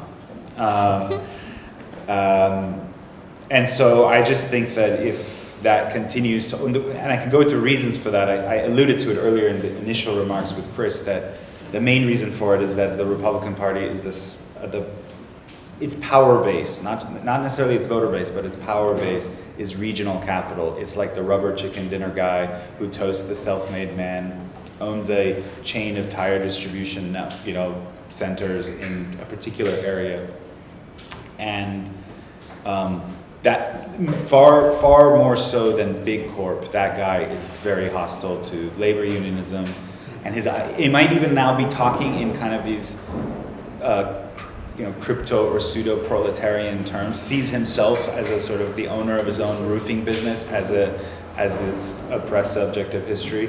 And so that's very difficult to overcome. And if you talk to Republican politicians who want to push the party in a more pro-worker direction, on the record they'll be like small business, rah rah. Off the record they'll tell you that's the big barrier. That's very difficult to overcome because those people organize like the caucus levels of local level of Republican Party. They're very important and powerful. And so, what would help is if the labor movement could be it could be just distanced a little bit from the Democratic Party, then it could actually be a part of a Republican coalition in an organized way as opposed to in a voiceless way. But in order for that to happen, the organized labor movement in this country needs to not always get the back of the hand from the GOP, which it still does largely. So that's the challenge. And I think all else being equal, we'll stay in the same pattern, and those people will become, they'll come back to the Democratic fold largely, or they become apathetic and tune out of politics the way they had like 4 years earlier. All right, so Sean, I would just say, okay, I actually think, this is something that I said at the Sublation launch event last year, the fact that the working class is really outside of the political culture right now is a great opportunity, right? So I think that there's a huge wide open field for a new kind of organizing that needs to be done. I don't think that organized labor as it exists now is really fit to purpose in terms of representing the working class. It doesn't really aspire to expand right its base, but even in terms of the working class. So you saw that with the election, which is the union leadership endorsed the Democrats, but the union membership could also vote for Trump, right? Now, ironically, in the era of the Great New Deal success post-World War II, the unions actually had more independence from the Democratic Party than they've had in the neoliberal era. In other words, they were free to endorse Republicans as opposed to Democrats as they saw fit. It's really in the era of organized labor's retreat that it becomes much more of just a solidly Democratic Party constituency. So again, I see this as an opportunity, not something to just bemoan. And it actually goes to the question of like state power and resisting state power. So the technologies of state power seem to be more all-pervasive and sinister now than in the past. But we should recall that the state power was pretty formidable in that era of the high success of the New Deal post-World War II. I mean, we have terms for thinking about this like McCarthyism. I think, isn't there a scene in the Oppenheimer movie where there's raised the possibility that his girlfriend was murdered by the FBI, right? Because she was like a kind of a loose cannon, commie kind of security threat, right? That she might have been suffering from depression, and so they might have killed her and made it seem like it was a suicide. And it's actually an ambiguous thing, right? So the state power, has always been there. So what was the countervailing power? Again, the countervailing power was not just with respect to the capitalist class, but it was also with respect to the state. Right? And so I think that this is where organizing independently of the state, its laws, its policies, not depending on those things, because, again, I mentioned Adolf Reed earlier, there has been this idea since the neoliberal turn, since the Reagan Revolution, that we need to establish better political, legal, administrative policy conditions for organizing the working class. I don't think we can wait for that. I don't think that that's like really the point. It doesn't hinge on that, because certainly in the Victorian era, the working class was able to organize without the law or administrative policies or the state in any way being on their side. Right? So again, I see it as an opportunity. I guess I leave a lot unstated only because I think it has yet to be explored at a concrete level. What the lay of the land really is, what the organizing possibilities really are. I think that part of the problem is that the left has been stuck in a groove, and it's been basically a kind of fringe on the Democratic Party and on the labor wing of the Democratic Party in particular, and has participated in that defensive posture that organized labor has had in the last 50 years, right? And so I think that when you think about identity politics versus class-based politics, really what that's about, it's not about different minorities and social groups and the working class. It's really about the way these things are brokered within the Democratic Party. They're coming for us. Yeah. So I think that that's where the left has been stuck, basically being oriented towards either the identity politics NGO wing of the Democratic Party or the established organized labor wing of the Democratic Party, and we've been given to understand that the latter is the left of the Democratic Party, which I don't think is necessarily true. As critical as I'd be of PC identity politics, I don't think that a priori we should assume that organized labor is like a left in the Democratic Party, which is again the assumption of the rank and file strategy, DSA, Jacobin, etc. So for me, and I think that I talked about this when you interviewed me, Sean, the task of organizing the working class now almost looks very 19th century. It looks almost anarchisty. It doesn't look social democratic. Like Sohrab, in your book, you talk about how social democracy kind of matured and became itself after World War II because it divorced itself from the earlier socialism that saw itself as revolutionary. And I feel like, well, but there was this other roots of the social democratic movement in the 19th century where actually the Marxists and the old style socialists kind of won out over the anarchists, but by doing what the anarchists were doing, but better, namely organizing people at a civil social level independently of the state. But if what we mean is working class participation in politics, what we mean by that is in elections, I feel like, well, no, it should really have nothing to do with that now, because that's the trap. And whereas I think Sohrab, the class compromise situation that you've raised is really about that. So the final thing that I'd say is, Bernie and Trump notwithstanding, neither party wants a working class base electorally, because then they'd have to answer to them, right? In other words, neither party wants to be dependent on workers to vote for them, because then they'd have to deliver something, and they don't want to have to do that, and because they recognize that the working class is actually quite mercurial. In other words, the working class might switch parties at the drop of a hat in a way that middle class people or upper class people might be more like, my party right or wrong, right? So they don't want to be beholden to what is essentially a mercurial electorate that they'd have to deliver for in any way. And in the New Deal era, they only delivered for the working class, mediated through established organized labor, through, again, the mutual aid organizations of the working class becoming part of the welfare state. That's how it was done, right? It wasn't actually a compromise with the working class organized as such independently. And then you had this last question for Jacob, right? So here you go.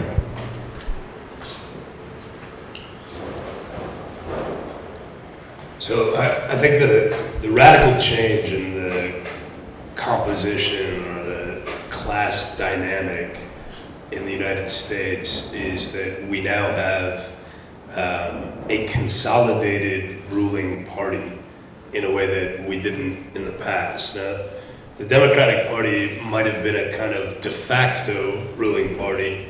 The Republican Party was the junior party, or the sort of official opposition. But there was some level of contestation still. Republicans, for instance, were allowed to win elections at the national level. That was still something that could be done without engendering a bureaucratic coup, without a full-on professional class counter-revolution. So that simply doesn't exist anymore.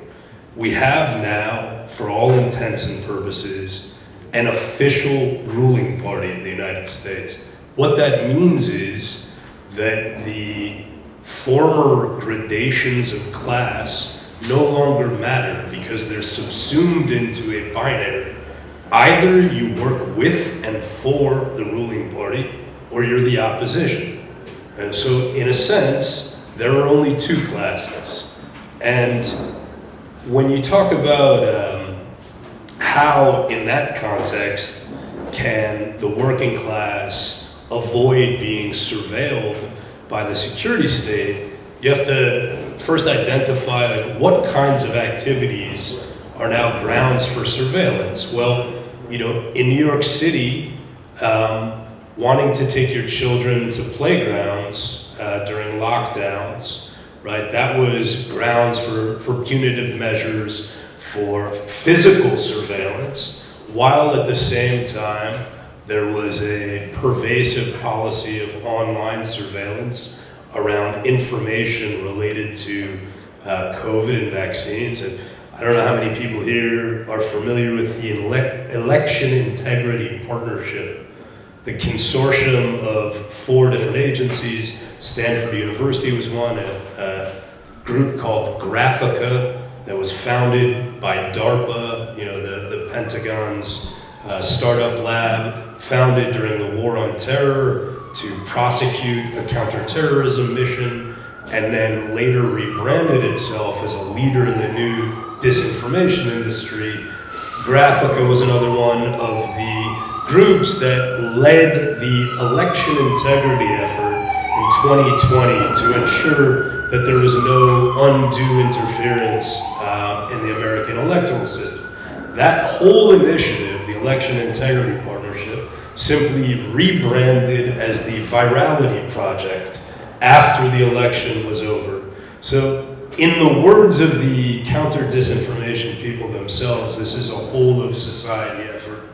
And what that means is that essentially all activity is now being monitored and surveilled. And so while in a sentimental sense, I like the idea of rekindling a kind of late 19th century, early 20th century anarchist model of local association, I don't know how that's going to work. I mean, we're in one of the centers of it. You know, the New York left, New York City's left was originally an anarchist left before it was a socialist left, but to build that left, people met in physical spaces. I mean, insofar as social activity now takes place primarily online, which is not something I see changing anytime in the near future, we have to deal with the fact that there is a all-pervasive